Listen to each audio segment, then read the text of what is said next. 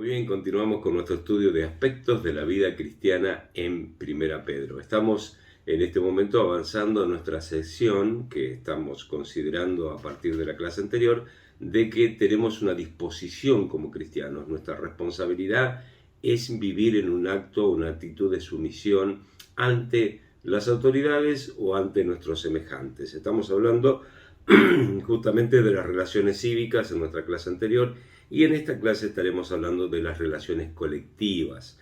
Así que es muy importante tener en cuenta que nosotros, como hijos de Dios, el hecho de ser salvos se tiene que expresar en el hecho de poder vivir de una manera sumisa, de una forma ordenada, de una forma responsable en nuestra sociedad. Nosotros tenemos libertad en Cristo, es cierto, pero también la libertad está condicionada por el amor en Cristo y nosotros tenemos que vivir de manera responsable y nuestra conducta debe estar de acuerdo a la altura de las circunstancias. Nosotros mencionábamos que justamente los creyentes que recibieron la carta originalmente del apóstol Pedro eran personas que estaban siendo perseguidas por Nerón. Nosotros no estamos bajo ese tipo de gobiernos, pero incluso a veces nos cuesta aceptar las cosas que los gobiernos determinan, pero de todas formas nuestra obligación es someternos delante de Dios por causa del Señor a las autoridades establecidas. Valga obviamente hacer una excepción o tener en cuenta de que hay ocasiones, como eso lo menciona claramente allí la palabra de Dios en Hechos capítulo 5, donde por supuesto habrá algunas decisiones que nosotros no podremos estar considerando, acatando, porque van en contra de la palabra de Dios. Así que tenemos todo el derecho del mundo de oponernos, peticionar, cuestionar aquellas cosas que vayan en contra de nuestra conciencia, la palabra de Dios y la voluntad de Dios. Por ejemplo, si surgiera un edicto o una ley que dijera que no nos podemos congregar, sabemos que tenemos que congregarnos, lo mismo que predicar el Evangelio. Bueno, así en el libro de Daniel hay un ejemplo sano, un par de ejemplos sanos acerca de lo que sería esta rebeldía, entre comillas, civil, ante la decisión de reyes que estaban tomando algunas medidas que estaban equivocadas y que iban en contra de la voluntad de Dios. Así que los amigos de Daniel no se humillaron o no se postraron delante de la estatua porque implicaba adorar a un ídolo falso. Ni siquiera Daniel se hizo lo que ellos estaban pidiéndole, que no tenían que orar solamente, tenían que orar solamente al rey, no a Dios. Entonces Daniel oró a Dios con las ventanas abiertas a pesar de que eso iba en contra del edicto real. Bueno, nosotros nos encontramos con esa realidad. Siempre vamos a tener en cuenta claramente esto, pero de todas formas, independientemente de eso, en todo lo que tiene que ver con las relaciones cívicas normales, nuestra responsabilidad es cumplir la ley, obedecer a la autoridad, porque es lo que Dios nos está mandando. ¿Qué va a pasar con las autoridades? Bueno, muchas veces nosotros decimos, yo no quiero obedecer a fulano, mengano, tal persona que está al frente porque tengo este cuestionamiento. Bueno, las autoridades darán cuenta a Dios de sí. No importa el rango político, no importa quién sea circunstancialmente la persona que está al frente, ellos suelen decir, aunque ahora cada vez menos, una frase de ocasión cuando juran para tomar su lugar, su magistratura, de que Dios y la patria se lo demande. Bueno, menuda sorpresa será para ellos cuando se dan cuenta un día que verdaderamente Dios se lo va a demandar. O sea, Dios es el juez final, existen instancias para que los magistrados puedan ser cuestionados o juzgados en la sociedad, pero el juez final de ellos es Dios mismo y un día Dios se los demandará. Así que bueno, estamos aquí en este punto donde vemos la disposición del cristiano en la sumisión y vamos a hablar sobre la sumisión en las relaciones colectivas. Y comenzamos con el pasaje que se encuentra así en 1 Pedro capítulo 2, versículos 18 al 25. Capítulo 2, versículos 18 al 25, lo leemos. Dice así: criados, estad sujetos con todo respeto a vuestros amos, no solamente a los buenos y afables, sino también a los difíciles de soportar. Porque esto merece aprobación, si alguno a causa de la conciencia delante de Dios sufre molestias padeciendo injustamente. Pues, ¿qué gloria es si pecando sois abofeteados y lo soportáis? Mas si haciendo lo bueno sufrís y lo soportáis, esto ciertamente es aprobado delante de Dios. Pues para esto fuisteis llamados, porque también Cristo padeció por nosotros, dejándonos ejemplo para que sigáis sus pisadas, el cual no hizo pecado, ni se halló engaño en su boca, quien cuando le maldecían no respondía con maldición, cuando padecía no amenazaba, sino encomendaba la causa al que juzga justamente, quien llevó él mismo nuestros pecados en su cuerpo sobre el madero, para que nosotros, estando muertos a los pecados, vivamos a la justicia, y por cuya herida fuisteis sanados. Vosotros erais como ovejas descarriadas, pero ahora habéis vuelto al pastor y obispo de vuestras almas.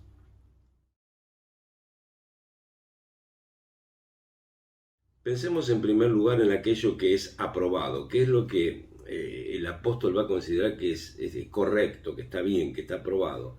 Está hablando específicamente a los esclavos, a los criados, y les dice que ellos deberían estar sujetos con todo respeto a sus amos. Eso, dentro del contexto de la Biblia, estaba aprobado, estaba bien. Ahora, esto es muy difícil para nosotros de transferir a nuestra época porque de vuelta no tenemos esclavos, gracias a Dios, y no tenemos que tener este tipo de situaciones en medio nuestro. De todas formas, es importante que veamos que esto tiene que ver con la vida cristiana, con una actitud tan elevada que va, en cierto sentido, a poner en un paralelismo a Cristo como esclavo por causa nuestra, donde Él se mostró como un ejemplo para los mismos esclavos y para nosotros de lo que es estar en sumisión a pesar de las circunstancias adversas. Ellos debían estar sujetos, eso era lo probado, debían estar sujetos, debían tener una actitud de soportar y debían tener, por así decirlo, altura al sufrir, en el sufrimiento. Ellos debían estar preparados para todas estas circunstancias adversas. Bueno, en Roma se vivía en un estado bastante particular, ¿no? Los romanos tenían la teoría de que si ellos eran, por así decirlo, los dueños del mundo, no tenía sentido de que hicieran las tareas cotidianas, el trabajo. Así que, bueno, la actitud romana era, bueno, tomemos esclavos y que los esclavos se hagan cargo de todas estas tareas menores que nosotros no queremos hacer porque somos poderosos, somos ricos, nos hemos ganado el derecho, por lo tanto podemos tener personas que vienen de cualquier lado y hacer lo que nosotros queremos que hagan. Bueno, esto era bastante duro porque para la ley romana un esclavo no era una persona, básicamente. Para la ley romana un esclavo era una herramienta, como una herramienta que hablaba, no tenía ningún tipo de derecho legal. Por ejemplo, Aristóteles decía lo siguiente: no puede haber ni amistad ni justicia con las cosas inanimadas, ni siquiera con un caballo o con un toro, ni tampoco con un esclavo en tanto que es esclavo, porque el amo y el esclavo no tienen nada en común. Un esclavo es una herramienta viva, así como una herramienta es un esclavo inanimado. Increíble, ¿no? Ellos consideraban que los esclavos eran básicamente herramientas articuladas, esa era la manera en que las llamaban, ¿no? Era increíble. Incluso Crisólogo, otro pensador, decía lo siguiente: lo que el amo hace al esclavo, inmerecidamente por ira, voluntaria o involuntariamente, por olvido o después de meditarlo, a sabiendas, sin darse cuenta, es juicio, justicia y ley. O sea, lo que el amo hiciera con el esclavo estaba correcto. Nadie podía juzgarlo ni señalarlo. De hecho, el cristianismo vino a derribar esa pared, toda esa forma de pensar. Calixto, uno de los primeros obispos de Roma, fue un liberto, un esclavo liberado. Perpetua, que era un aristócrata, padeció el sufrimiento junto con Felicitas, que era su esclava. Así que era posible en la Iglesia del Nuevo Testamento que esclavos y amos convivieran juntos, incluso fueran a la muerte juntos, por causa de la fe. Así que era muy importante que ellos entendieran su rol, porque esta era una cuestión de un proceso de tiempo, en un periodo de tiempo donde se iba a solucionar este tema de los esclavos. Pero Pedro está observando dos peligros. Uno, si amos y esclavos se convertían, este último, el esclavo, podía presumir de esta condición para faltar a sus responsabilidades. O sea que el esclavo, independientemente de su condición de esclavo o creyente, no importaba, él tenía que ser responsable con mayor virtud, con mayor disposición, incluso por su condición de creyente ahora. Y otro peligro que veía Pedro era que la nueva dignidad en Cristo podría fomentar la rebeldía y el levantamiento con la esclavitud. No era el tiempo, ese no era el tiempo. Así que no estaba ni Pedro ni Pablo fomentando que los esclavos se rebelaran en contra de la esclavitud, lo cual sucedió tiempo después. Este era un proceso donde los creyentes de esa época tenían que aprender a convivir juntos, tenían que entender cuál era su responsabilidad y vivir en santidad en el lugar en el cual Dios los había colocado, soportando aún a los amos difíciles y sufriendo, pero haciendo el bien, sufriendo haciendo el bien, no sufriendo por rebeldía o por enojo. Dice, bueno, si te toca sufrir haciendo el bien, bueno, está bien, dice al fin y al cabo. ¿Qué gloria es si pecando sois abofeteados y lo soportáis? No hay ninguna gloria ahí. Mas si haciendo lo bueno sufrís y lo soportáis, esto es aprobado delante de Dios. El testimonio de los esclavos era muy importante. Nuestro testimonio en una sociedad injusta también es importante. Nosotros no vivimos lo mismo, pero a veces las circunstancias nos sobrellevan y tenemos que aprender a soportar, a sufrir y a someternos sanamente en circunstancias en que consideramos adversas o injustas, pero vivir de una manera sabia, mostrando que tenemos a Cristo en nuestra vida y aprendiendo a vivir de una manera buena y agradable al Señor en toda circunstancia.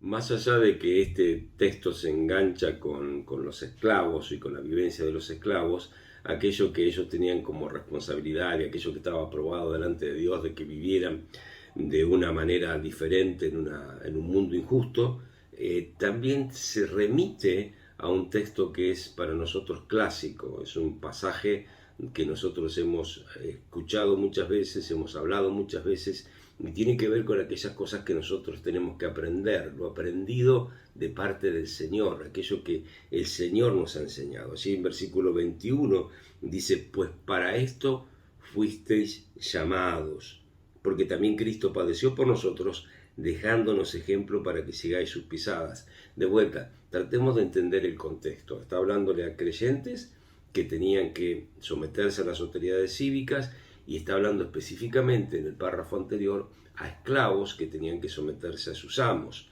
Así que estas personas tenían que tener una actitud de honrar y reconocer a sus autoridades, y el modelo, el ejemplo, es el Señor Jesucristo.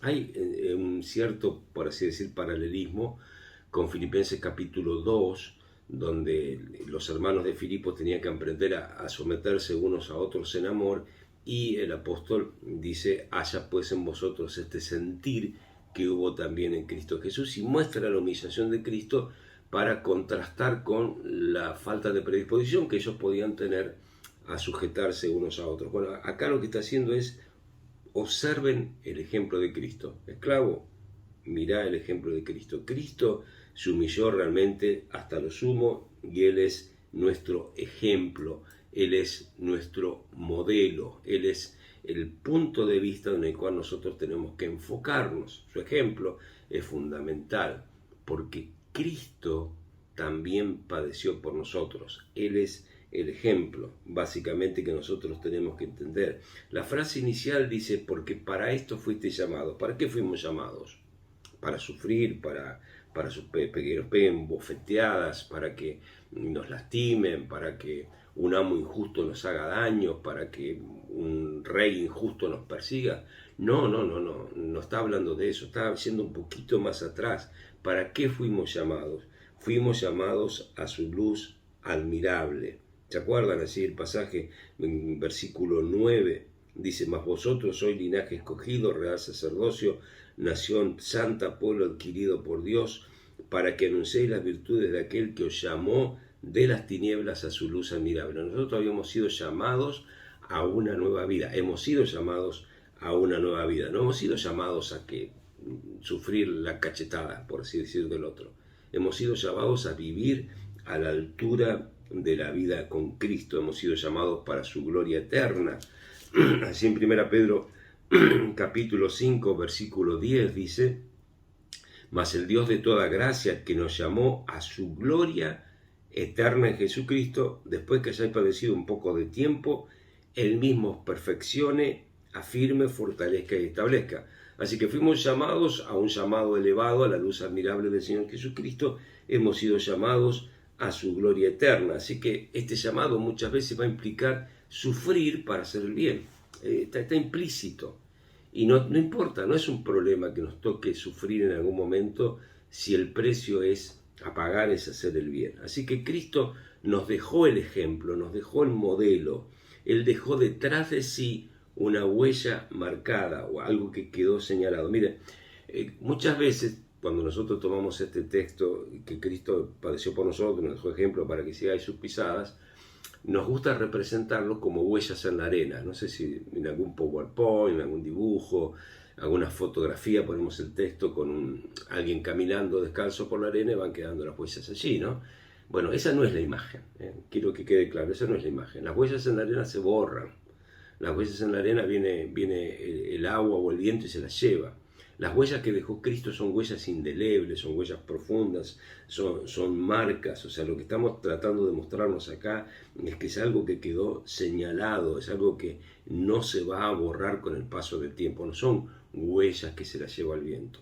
Así que Cristo nos dejó estas pisadas que están firmes, marcadas, que son un modelo, algo que ha sido escrito, es un término de la tipografía que se utiliza allí, para mostrarnos algo que ha sido marcado, escrito y que queda allí. Y esto sucede para que nosotros lo sigamos. Esta es la idea, para que nosotros lo sigamos. Acá tenemos la idea de seguirle muy, muy de cerca. Para esto fuiste llamado porque Cristo padeció por nosotros, dejando un ejemplo para que sigáis sus pisadas. Y este concepto está muy arraigado. Seguirlo de cerca. Así que bueno, todo el texto tiene que ver con eso. Es un pasaje precioso porque nos está citando, no lo voy a mencionar todo ahora, pero de manera intertextual está citando varias veces Isaías capítulo 53 y allí encontramos un montón de enseñanzas acerca de nuestro Salvador, por supuesto, y hay mucho para aprender en ese pasaje sobre el ejemplo de Cristo y su obra salvadora a nuestro favor. Así que bueno, este Señor Jesucristo, quien cuando le maldecían no respondía con maldición, quien llevó nuestros pecados en su cuerpo sobre el madero, este es nuestro Señor Jesucristo, que encomendaba la causa al que juzga justamente. El Señor Jesucristo es un modelo, es un ejemplo para nosotros, porque su esperanza estaba puesta no en las circunstancias pasajeras, terrenales, las circunstancias del momento, sino estaba puesta en aquel a quien él encomendaba la causa. Cuando él está en la cruz, ha colocado su causa delante del Señor, delante del Padre, y él sabe muy bien que todo esto tiene un final, al fin y al cabo, que es para nuestro bien. Así que él no amenazó, podría haberlo hecho. Él podría haber enviado 12 legiones de ángeles y haber destruido a todas las personas que se estaban oponiendo en ese momento a su mensaje, a su verdad, y haber evitado la cruz. Pero no, él fue a la cruz y en la cruz se encomendó su causa al que juzga justamente. Se puso en las manos de aquel que juzga con justicia.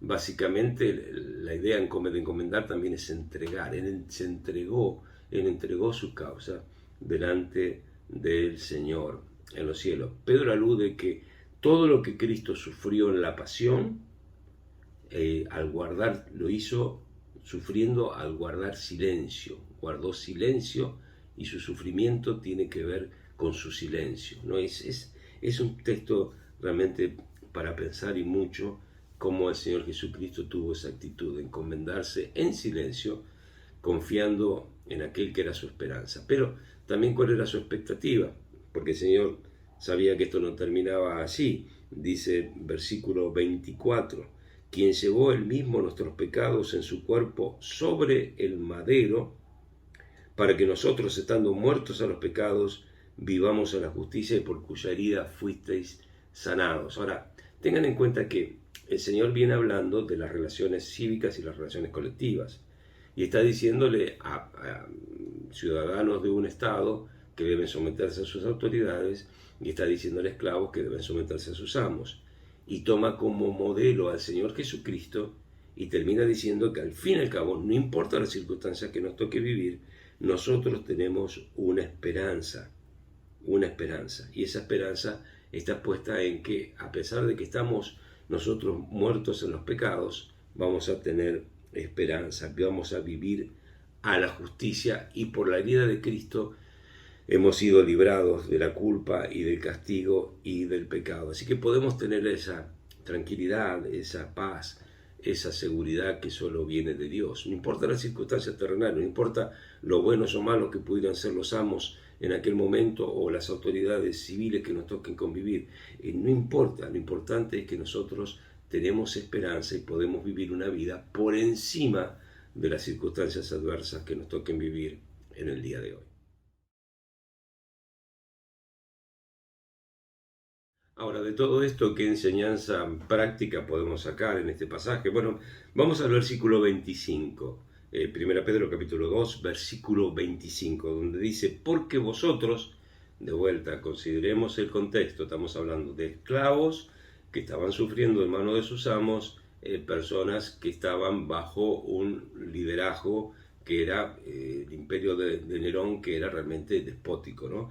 Personas bajo relaciones cívicas y relaciones colectivas. Bueno, dice, porque vosotros, estas personas, y nosotros también en nuestras circunstancias, erais como ovejas descarriadas, pero ahora habéis vuelto al pastor y obispo de vuestras almas. Y este es un texto precioso en todo sentido. Dice, lo que nosotros éramos, lo aplicado que encontramos en este texto, lo que nosotros vemos como aplicación práctica, se encuentra en aquellas verdades que nosotros descubrimos aquí.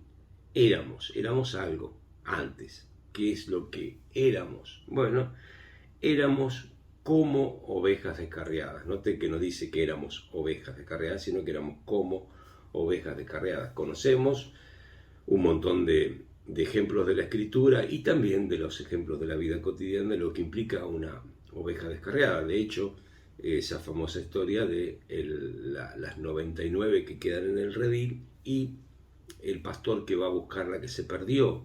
La oveja descarriada corre gran riesgo para su vida. La oveja descarriada es un animal que está indefenso, absolutamente indefenso. La oveja descarriada es un animal que no tiene recursos por sí mismo, no tiene capacidad, no tiene fuerza, no tiene inteligencia como para poder sostenerse. Así que necesita que un pastor vaya a rescatarla. Así que dice, esto éramos nosotros. Y básicamente es una referencia directa, como mencioné, de este pasaje que se relaciona directamente con Isaías 53 en varios de sus textos. Sería bueno que comparen en algún momento Isaías 53 con 1 Pedro 2, 21 al 25. Y este texto se compara con Isaías 53, 6, donde dice claramente que todos nosotros nos descarriamos como ovejas. Literalmente, estabais descarriados como ovejas descarriadas. O sea que este es el sentir, ¿no? Estábamos básicamente sin guía, sin defensa, sin pastor. O sea, tan hermoso es el Salmo 23, el Señor es mi pastor, nada me faltará. Todos los beneficios implícitos en el Salmo 23 están perdidos para aquella persona que se encuentra en esta condición. Bueno, independientemente de las relaciones cívicas, el país en el que vivamos, o de las relaciones colectivas, las personas con las que nos relacionamos, nosotros éramos ovejas descarriadas. Ese texto lo dice claramente y esa era la situación, nuestra condición.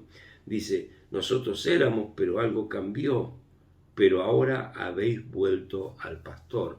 En un momento dado, por la gracia del Señor, por la obra del Señor, por medio del Espíritu Santo, a través de su palabra, el Espíritu Santo nos convenció de pecado, de justicia, de juicio. Su palabra generó en nosotros fe, porque la fe viene por el oír la palabra de Dios, y nosotros volvimos a Cristo. Nosotros dimos la espalda de ser una oveja descarriada y buscamos voluntariamente, por la obra del Señor, a nuestro pastor, mientras nuestro pastor nos estaba buscando antes de que nosotros nos volviéramos a Él. Aquí hay una imagen preciosa, ¿no? Esta imagen del pastor buscándonos a pesar de que nosotros éramos rebeldes y nosotros en un momento tomando ese punto de reflexión al escuchar la voz del pastor y darnos vuelta para acudir a su abrazo, a su cuidado. Dice, ahora habéis vuelto al pastor, habéis vuelto. Y esto es importante entender que nosotros estamos en Cristo. Okay, esas personas que estaban viviendo aquellas circunstancias adversas, circunstancias difíciles de sobrellevar, difícil convivir, difícil relacionarse con amos a veces que no eran de lo mejor, sufrimientos, dolores, persecución de parte de personajes como Nerón y todas sus tropas y todo lo demás. A pesar de todo eso, en un momento encontraron al pastor. Así que esta era la ventaja que ellos tenían y esa es nuestra ventaja también. Nosotros vivimos en un mundo que puede ser cruel, circunstancias que pueden ser bastante difíciles, adversas. De hecho, enfermedades de todo tipo. En este momento ustedes sienten que estoy un poquito enfermo. Enfermedades, tenemos problemas económicos, tenemos persecuciones diversas por causa de nuestras ideas, nuestra fe, nuestra manera de ver la vida. Tenemos diferentes circunstancias que son complejas para todos nosotros, pero tenemos al pastor. Cuando oímos la voz del pastor y volvemos a él, podemos tener paz y tranquilidad. Por lo tanto, dice, no solamente éramos ovejas descarriadas y elegimos volver al pastor, sino que ahora estamos en una nueva posición. ¿Cuál es la posición en la cual estamos? Bueno, estamos en el pastor. Habéis vuelto al pastor y obispo de vuestras almas. Habéis vuelto al pastor. Este concepto de pastor, del Señor como nuestro pastor, es repetido vez tras vez en la Escritura. Me aparece muchísimas veces, podríamos ver infinidad de textos al respecto. Por ejemplo, un pasaje precioso se encuentra allí en Isaías capítulo 40, versículo 11. Fíjense qué imagen preciosa. Dice, como pastor apacentará su rebaño, en su brazo llevará los corderos y en su seno los llevará, pastoreará suavemente a las recién paridas. Está hablando así del Mesías de Israel, el Señor Jesucristo, y lo presenta de esa manera tan amorosa, tan preciosa. Hemos vuelto a ese pastor en sus brazos, hemos venido a abrazarnos. Él es el pastor del pueblo de Israel. Él es el buen pastor que su vida da por las ovejas, sino, según lo explica el Señor allí en Juan capítulo 10. Este es el buen pastor y nosotros podemos tener esta tranquilidad de que estamos en Él, ¿no? Podemos tener esta seguridad. Alguien escribió lo siguiente, dice, en Escocia las ovejas se dejan a su aire, pero no recuerdo haber visto nunca en Oriente un rebaño de ovejas sin su pastor. Lo que está diciendo aquí es que en Escocia la costumbre es dejar a las ovejas sueltas, pero en Oriente no.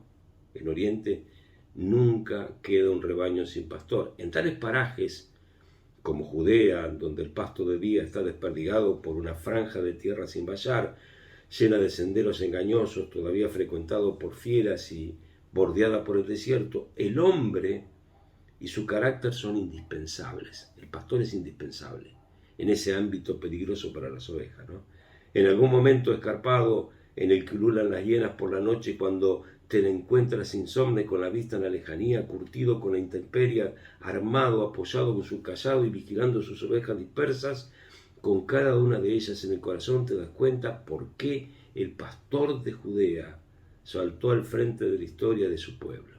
O sea, uno observa al pastor y lo ve una persona que está con la mirada fija, cuidando su rebaño de los peligros de las hienas, de los animales, con su callado en su mano, atento, prestando atención, y uno puede descubrir ahí cuál es el corazón del pastor que ha saltado de las páginas de la Biblia como una figura, ¿no? ¿Por qué le dieron su nombre a los reyes? ¿Por qué lo hicieron un símbolo de la providencia? ¿Por qué Cristo lo adoptó como un tipo de su autosacrificio? El pastor que pasa la noche con su rebaño para guardarla. Ese es nuestro pastor. Volvimos a nuestro pastor y nosotros, por lo tanto, como dice el Salmo 103, somos su pueblo y somos ovejas de su prado. pero dice que volvimos al pastor y obispo de vuestras almas. Y en este concepto, la palabra obispo, que es una palabra que surge, por ejemplo, en la Ilíada, donde Homero la cita para referirse a Héctor, que era el campeón de los troyanos, por así decir, es una palabra que está hablando de guardián, es alguien que guarda su estado, que guarda su población, era el guardián, era el paladín de aquella población, en este caso Héctor de Troya. Y nosotros encontramos que hemos vuelto al pastor, que es aquel que nos guarda, pero también que nos guarda con cariño, con cuidado, pero que nos protege como si fuera un aguerrido guerrero. Ese es nuestro pastor, nos da una idea de seguridad, nos da una idea de honorabilidad, nos da una idea de nobleza. Ese es nuestro pastor y obispo de nuestras almas, y a Él hemos vuelto, y en Él tenemos paz. Y más allá de que nosotros podríamos decir, bueno, hay injusticia en este mundo. Para los esclavos hay amos que eran injustos, es cierto. Para los ciudadanos hay líderes que son injustos, o puede haber líderes, y había líderes en aquel tiempo que eran injustos como Nerón, es cierto. Pero tenemos un pastor y un obispo que es nuestra referencia. Tenemos a alguien que nos ama, como un pastor cuida a su oveja con cariño, nos toma en sus brazos, pero al mismo tiempo está así para protegernos, como aquel noble guerrero que protege a su nación con entereza, dignidad y como corresponde, con cuidado. Estamos bajo el reinado del mejor rey, que es nuestro Señor Jesucristo. Así que en Él podemos tener paz y seguridad. Bueno, este es nuestro estudio de hoy de aspectos de la vida cristiana en 1 Pedro.